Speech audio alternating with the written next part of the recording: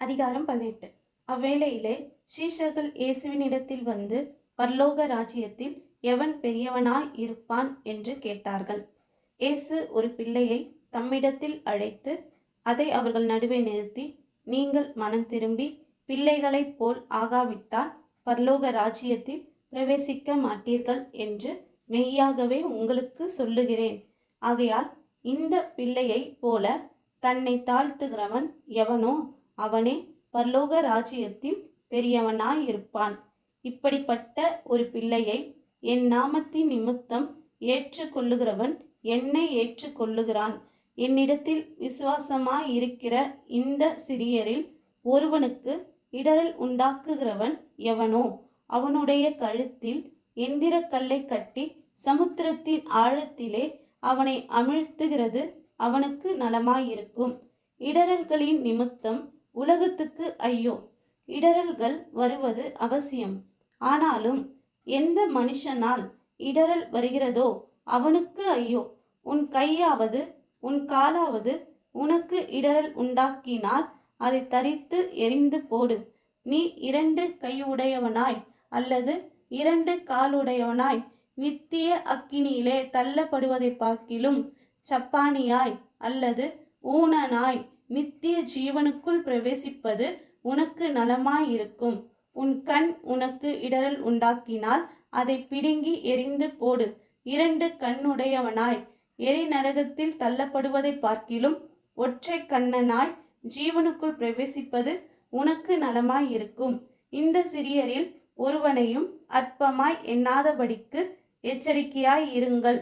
அவர்களுக்கு குறிய தேவ தூதர்கள் பரலோகத்திலே என் பரம பிதாவின் சமூகத்தை எப்பொழுதும் தரிசிக்கிறார்கள் என்று உங்களுக்கு சொல்லுகிறேன். மனுஷகுமாரன் கெட்டு போனதை ரட்சிக்க வந்தார். உங்களுக்கு எப்படி தோன்றுகிறது? ஒரு மனுஷனுக்கு 100 ஆடுகள் இருக்க அவைகளில் ஒன்று சிதறி போனால் அவன் மற்ற 99 ஆடுகளையும் மலைகளில் விட்டு போய் சிதறி போனதை தேடாமல் இருப்பானோ? அவன் அதை கண்டுபிடித்தால் சிதறி போகாத 99 ஆடுகளை குறித்து சந்தோஷப்படுகிறதை பார்க்கிலும் அதை குறித்து அதிகமாய் சந்தோஷப்படுவான் என்று மெய்யாகவே உங்களுக்கு சொல்லுகிறேன். இவ்விதமாக இந்த சிறியரில் ஒருவனாகிலும் கெட்டு போவது பரலோகத்தில் இருக்கிற உங்கள் பிதாவின் சித்தமல்ல. உன் சகோதரன் உனக்கு விரோதமாக குற்றம் செய்தால் அவனிடத்தில் போய் நீயும் அவனும் தனித்திருக்கையில் அவன் குற்றத்தை அவனுக்கு உணர்த்து. அவன் உனக்கு செவி கொடுத்தால் உன் சகோதரனை ஆதாயப்படுத்தி கொண்டாய். அவன் செவி கொடாமற் போனால் 2-3 சாட்சிகளுடைய வாக்கினாலே சங்கதிகள் எல்லாம் நிலைவரப்படும்படி 2 உன்னுடனே கூட்டிக் கொண்டு போ. அவர்களுக்கும் அவன் செவி கொடாமற் போனால் அதை சபைக்கு தெரியப்படுத்து. சபைக்கும் செவி கொடாதிருப்பானானால் அவன் உனக்கு அஞ்ஞானியைப் போலவும் ஆயக்காரனைப் போலவும் இருப்பானாக. பூலோகத்திலே நீங்கள் எவைகளை கட்டுவீர்களோ அவைகள் பரலோகத்திலும் கட்டப்பட்டிருக்கும். பூலோகத்திலே நீங்கள் எவைகளை கட்டவிழ்ப்பீர்களோ அவைகள் பரலோகத்திலும் கட்டவிழ்க்கப்பட்டிருக்கும் என்று மெய்யாகவே உங்களுக்கு சொல்லுகிறேன். அல்லாமலும் உங்களில் 2 பேர் தாங்கள் வேண்டிக் கொள்ள போகிற எந்த காரியத்தை குறித்தாகிலும் பூமியிலே ஒருமனப்பட்டிருந்தால் பரலோகத்தில் இருக்கிற என் பிதாவினால் அது அவர்களுக்கு உண்டாகும் என்று உங்களுக்கு சொல்லுகிறேன். ஏனெனில் 2 பேராவது 3 பேராவது என் நாமத்தினாலே எங்கே கூடியிருக்கிறார்களோ அங்கே அவர்கள் நடுவிலே இருக்கிறேன் என்றார். அப்பொழுது பேதுரு அவரிடத்தில் வந்து, ஆண்டவரே, என் சகோதரன் எனக்கு விரோதமாய் குற்றம் செய்து வந்தால் நான் எத்தனை தரம் மன்னிக்க வேண்டும்? 7 தர மட்டுமோ என்று கேட்டான். அதற்கு இயேசு, 7 தர மாத்திரம் அல்ல, 70 தரம் மட்டும் என்று உனக்கு சொல்லுகிறேன். எப்படியெனில் பரலோக ராஜ்யம் தன் ஊழியக்காரரிடத்தில் கணக்கு பார்க்க வேண்டும் என்றிருந்த ஒரு ராஜாவுக்கு ஒப்பாயிருக்கிறது.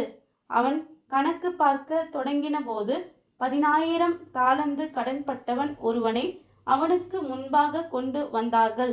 கடனை தீர்க்க அவனுக்கு நிர்வாகம் இல்லாதபடியால் அவனுடைய ஆண்டவன் அவனையும் அவன் பெண்ஜாதி பிள்ளைகளையும் அவனுக்கு உண்டான எல்லாவற்றையும் விற்று கடனை தீர்க்கும்படி கட்டளையிட்டான். அப்பொழுது அந்த ஊழியக்காரன் தாழ விழுந்து வணங்கி, ஆண்டவனே, என்னிடத்தில் பொறுமையாயிரும், எல்லாவற்றையும் உமக்கு கொடுத்து தீர்க்கிறேன் என்றான். அந்த ஊழியக்காரனுடைய ஆண்டவன் மனதிறங்கி அவனை விடுதலை பண்ணி கடனையும் அவனுக்கு மன்னித்து விட்டான். அப்படி இருக்க அந்த ஊழியக்காரன் புறப்பட்டு போகையில் தன்னிடத்தில் 100 வெள்ளி பணம் கடன்பட்டிருந்தவனாகிய தன் உடன் வேலைக்காரரில் ஒருவனை கண்டு அவனை பிடித்து தொண்டையை நெரித்து, நீ பட்ட கடனை எனக்கு கொடுத்து தீர்க்க வேண்டும் என்றான்.